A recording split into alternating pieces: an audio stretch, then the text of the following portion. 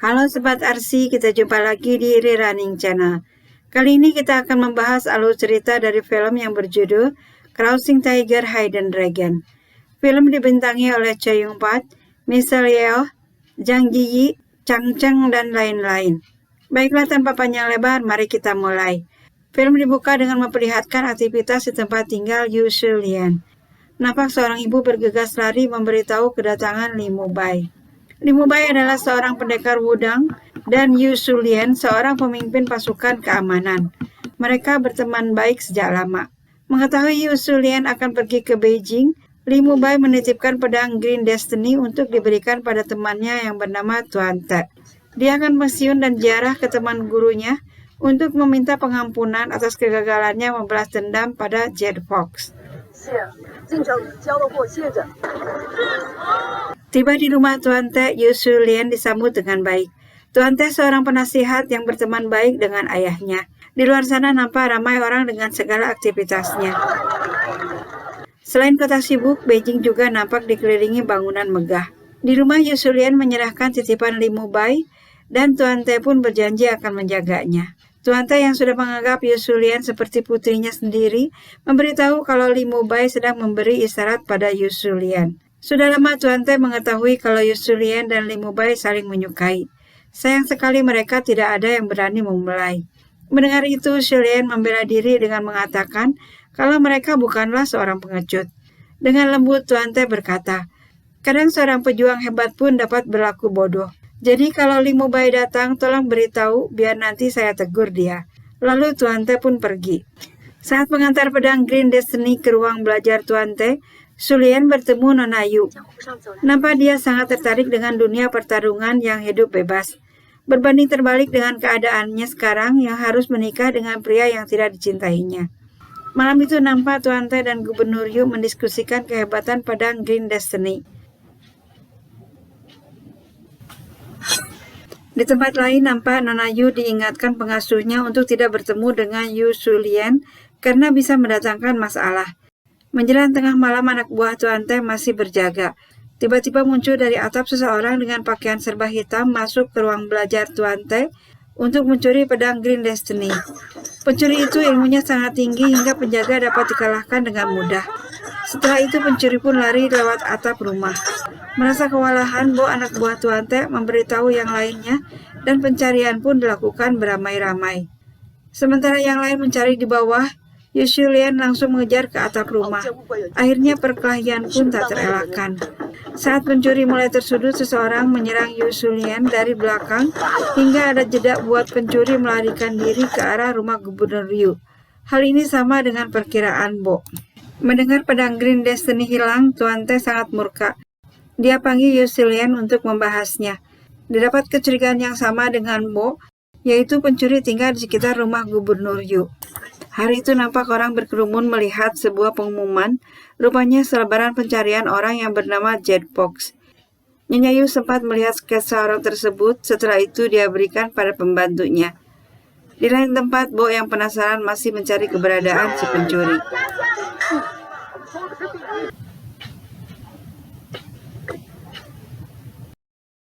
Hari itu Yu Shulian berkunjung ke rumah Nona Yu. Dia nampak tengah belajar kaligrafi. Saat nama Yu Shulian ditulis dalam bentuk kaligrafi terlihat lebih indah. Di sini Nona Yu bercerita tentang rencana pernikahan yang tidak diinginkannya. Begitu juga dengan kisah Yu Shulian pada Li Mubai yang terhambat karena almarhum tunangannya adalah sahabat Li Mubai. Merasa memiliki kisah yang sama, akhirnya mereka pun mengikat persaudaraan. Sementara di sudut ruang lainnya nampak pengasuh Nona Yu mengamati mereka dengan tatapan curiga. Sepulang Yu Shulian, dalam sendirinya Nona Yu teringat kejadian di sebuah gurun saat keluarganya mengadakan perjalanan. Di sekitar rumah Gubernur Yu, nampak inspektur polisi dan putrinya berdiri memata-matai seseorang. Setelah lama menunggu dan tidak tampak pergerakan, akhirnya mereka pun pulang, diiringi tatapan curiga seseorang dari atap rumah. Di rumah mereka berhasil menangkap Bo yang bertingkah mencurigakan. Setelah saling mengetahui, akhirnya mereka pun berteman. Saat mereka siap makan, tiba-tiba seseorang mengirimkan pesan, sebuah tantangan bertarung dari Jet Fox. Di rumah Tuan Te, Yu Shulian bertemu dengan Li Mubai. Dia segera memberitahu apa yang telah terjadi dengan pedangnya. Ada beberapa pertanyaan Limubai yang belum dilakukan oleh Yusulian. Merasa terpojok, akhirnya Yusulian menjamin pedang akan segera kembali dengan caranya yang lebih aman tanpa melibatkan pertemanan antara Gubernur Ryu dan Tuan Te. Mendengar perkataan Yusulian yang nampak tersinggung, Limubai pun segera mengklarifikasi kalau bukan maksudnya menyudutkan Yusulian. Lagi pula dia datang bukan untuk menanyakan pedang karena dia baru tahu setelah sampai di tempat Tuan Te, tapi untuk urusan lain. Ada satu hal yang ingin dia bicarakan dengan Yusulian. Di sebuah lapangan nampak inspektur dan putrinya juga Bo tengah menunggu musuh mereka. Setelah Jet Fox datang, pertarungan pun dimulai. Saat mereka mulai terdesak, Limubai datang. Di sini Jet Fox diberitahu kalau Limubai adalah murid guru Wodang yang telah dia bunuh dengan racun. Mendengar itu, Jet Fox pun akhirnya memberitahu alasan dia membunuh. Guru Wodang tidak mau mengajarinya ilmu Wodang meski dia telah menyerahkan dirinya untuk ditiduri. Setelah itu pertarungan pun dilanjutkan sampai akhirnya Jet Fox terdesak. Tiba-tiba muridnya datang membantu, kemudian mereka pun kabur setelah membunuh inspektur polisi. Di rumah Tuan Te mendapat laporan kalau inspektur Sanchi telah dibunuh oleh Jet Fox dan kini dia tinggal di rumah sahabatnya yaitu Gubernur Yu. Saran Limubai masuk ke tempat Gubernur Yu lalu tangkap Jet Fox. Tapi itu akan menimbulkan keributan yang ujungnya mempermalukan Gubernur Yu, juga masalah baru bagi Tuan Te. Sementara saran Yusulian, keluarkan Jet Fox dari rumah gubernur dengan mengundang Nyonya dan Nona Yu. Dia ingin memancing Jet Fox melalui Nona Yu. Di pertemuan tersebut, Yusulian memberitahu kalau seorang pembunuh kejam telah menghabisi seorang polisi. Mendengar itu, nampak Nona Yu terkejut. Merasa jebakannya mengenai sasaran, Yusulian pun segera menjatuhkan cangkirnya. Dan benar saja Nona Yu dengan sigap menangkapnya. Dari sini nampak kalau Nona Yu bukanlah gadis biasa. Di tempat lain, Bo yang tengah berjaga disuruh masuk oleh anak inspektur yang kasihan melihat dia kedinginan. Malam itu Limubai masih terjaga. Sepertinya dia sudah merasa akan kedatangan tamu tak diundang. Benar saja wanita tersebut datang lagi dan berhasil dihadang olehnya. Maka pertarungan pun tidak dapat dihindarkan. Merasa terpojok, wanita misterius itu pun segera kabur. Alangkah terkejutnya dia saat melihat Limubai sudah berada di depan rumahnya. Hingga pertarungan pun berlanjut. Kali ini Limubai menawari Nona Yu menjadi muridnya. Tentu saja dia kaget dan ingin tahu alasannya. Rupanya Limubai kagum meski diasuh oleh orang jahat, tidak mampu membuat Nona Yu jadi jahat. Tiba di rumah, pengasuhnya sudah menunggu. Di sini Nona Yu marah karena Jet Fox telah membunuh seorang polisi. Sementara dia berdalih hal itu tidak akan terjadi kalau Nona Yu tidak mencuri pedang seperti anak kecil yang menganggap mencuri sesuatu yang menyenangkan. Di sini Jet Fox coba mengajak Nona Yu pergi dari rumah dengan mengatakan kalau sesungguhnya Nona Yu tidak ingin menjadi seorang istri. Jadi mari kita mengembara sebagai guru dan murid. Nampak Jet Fox ingin mengingatkan Nona Yu kalau dirinya adalah guru. Mendengar itu, Nona Yu langsung mengeluarkan jurus yang gagal dihadang oleh Jet Fox. Nampak Nona Yu memiliki ilmu lebih dari gurunya. Nona Yu yang bisa membaca lebih menguasai buku rahasia Wudang dibanding Jet Fox yang hanya melihat gambarnya saja karena dia buta huruf. Menyadari kalau Nona Yu merahasiakan sesuatu darinya, nampak Jet Fox kecewa. Sementara Nona Yu berpikir kalaupun dia mengajari Jet Fox, gurunya tidak akan mengerti. Dia sembunyikan kelebihannya ini karena tidak ingin melukai gurunya. Setelah itu Nona Yu pun mempersilahkan Jet Fox pergi kemanapun dia mau. Mendengar itu, Jet Fox katakan kalau dia masih memiliki dua hal yang belum diajarkan. Setelah itu dia pergi dengan membawa hati yang diselimuti kekecewaan. Di tempat Tuan Te nampak Limubai berlatih dengan pedang wudangnya. Sementara Yusulian memperhatikan dari kejauhan, kemudian datang mendekat dan bertanya, apakah kamu bahagia? Di sini Limubai mengungkapkan kerinduannya pada pedang wudang yang langsung diingatkan oleh Yusulian kalau dia bukanlah pendekar lagi. Dan pedang tersebut pun kini milik Tuan Te. Limubai juga memberitahu keinginan untuk menjadikan Nona Yu sebagai muridnya dan penerus perguruan wudang. Di kediaman Tuan Yu nampak Nona Yu menerima seorang tamu. Pelukan pria tersebut mengingatkan Nona Yu akan kejadian di sebuah gurun pasir saat dia mengadakan perjalanan jauh. Saat itu tiba-tiba rombongannya diserang rampok gurun. Setelah menaklukkan pasukan pengawal, mereka pun merampas semua barang bawaan. Sementara para wanita dibiarkan begitu saja. Awan hitam si pemimpin rampok membawa serta sirkam Nona Yu. Merasa dipermainkan, Nona Yu pun akhirnya menyerang balik, berusaha mendapatkan sirkamnya kembali. Karena sirkam tidak kunjung dikembalikan, maka pertarungan pun terus berlangsung hingga keduanya tumbang dan pingsan. Saat terbangun, Nona Yu menemukan dirinya sudah berada di tempat awan hitam dalam kondisi lemas. Saat diberi makanan dan minuman, dia pun langsung melahapnya. Setelah cukup tenaga, Nona Yu segera keluar dan mendapatkan awan hitam sedang memasak. Dengan mengendap, Nona Yu ambil sebuah batu lalu dipukulkan ke kepala awan hitam hingga pingsan. Setelah itu dia pun segera kabur. Di perjalanan, Nona Yu hanya menemukan hamparan pasir dan bukit batu yang gersang.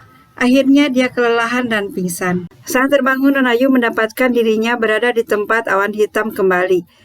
Dia nampak dehidrasi dan segera diberi air minum. Tapi itu semua tidak mampu meredakan kemarahannya pada awan hitam. Melihat hal itu, awan hitam pun pergi diiringi tangisan Nona Yu. Ketika terbangun, Nona Yu masih mendapatkan dirinya tertidur dengan tangan terikat. Nampak dia ketakutan. Mengerti dengan kekhawatirannya, awan hitam pun berkata, "Tenanglah, jika aku mau melakukan seperti dugaanmu, pasti sudah aku lakukan. Kini saatnya kau mandi, tapi berjanjilah untuk tidak memukulku dengan batu lagi. Aku akan pergi dengan bernyanyi biar kamu tahu kemana dan seberapa jauh aku pergi." Lantas dia pun pergi diiringi senyuman manis Nona Yu. Dari sini nampak kalau awan hitam tidak selamanya jahat.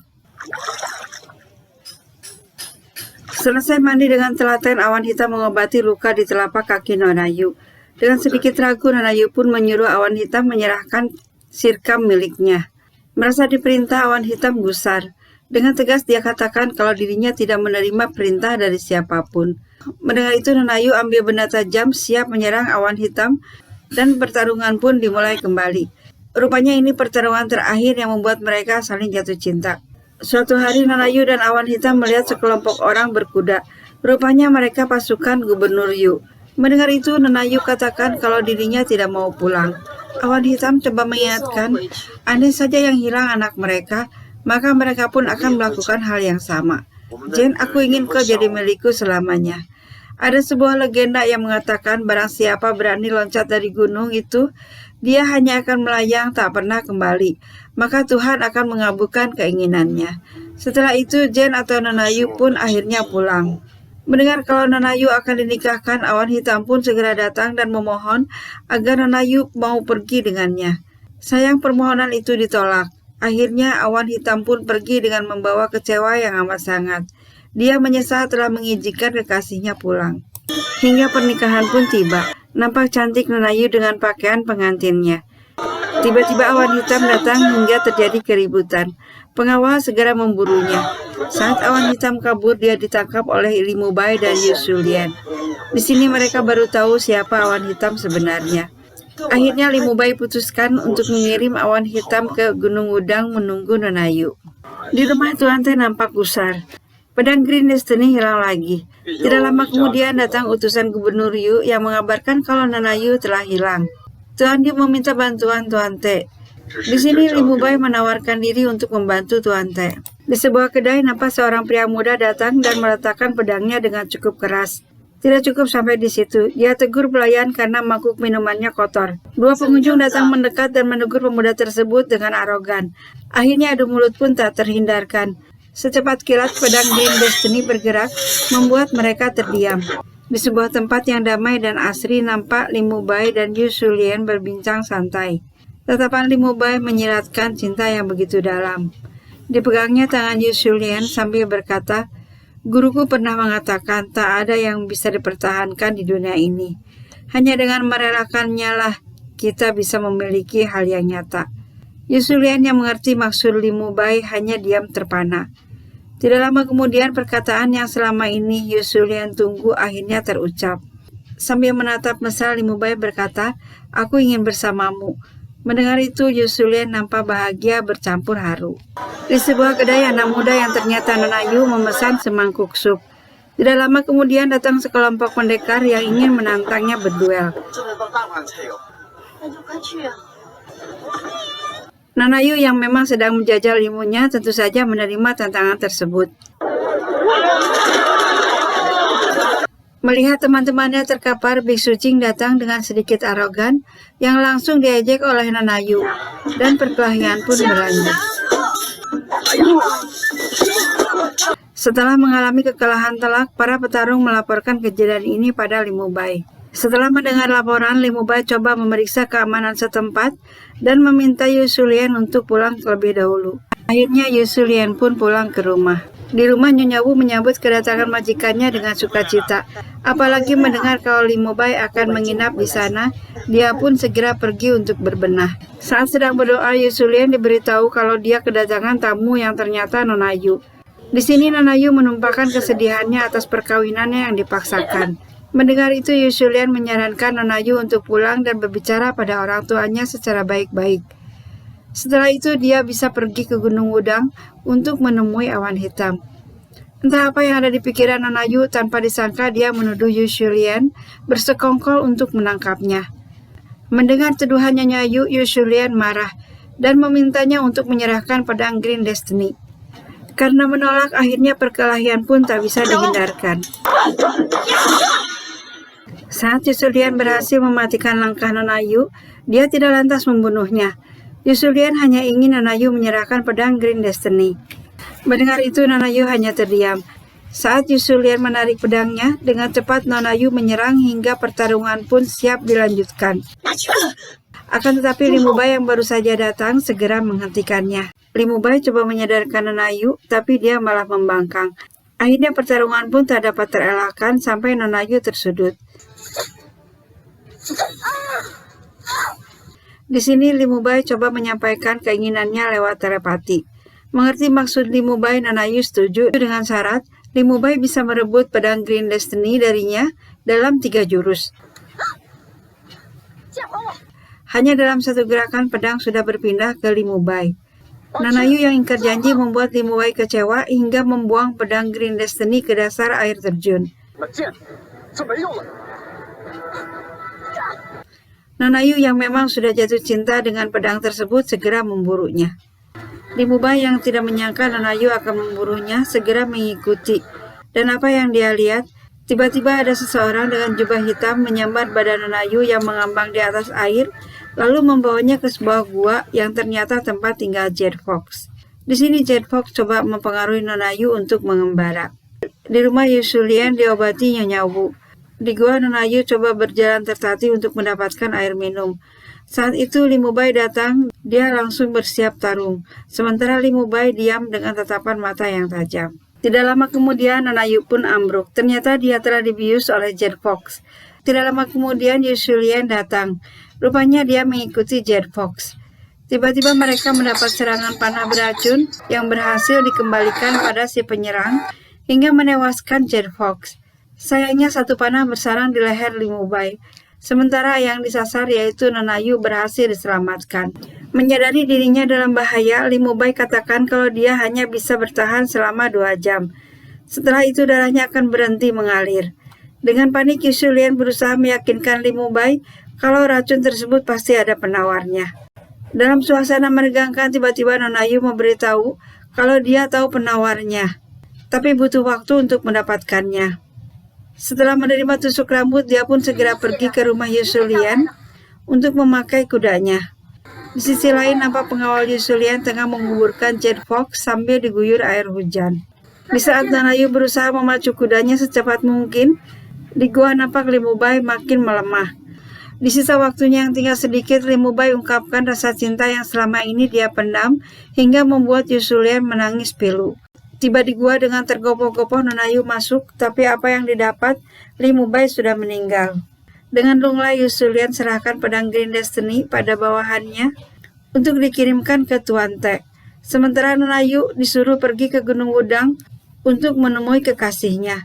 Di sini Yu Shulian memberi pesan pada Nona Yu, apapun jalan yang akan kau tempuh kelak, jujurlah pada diri sendiri.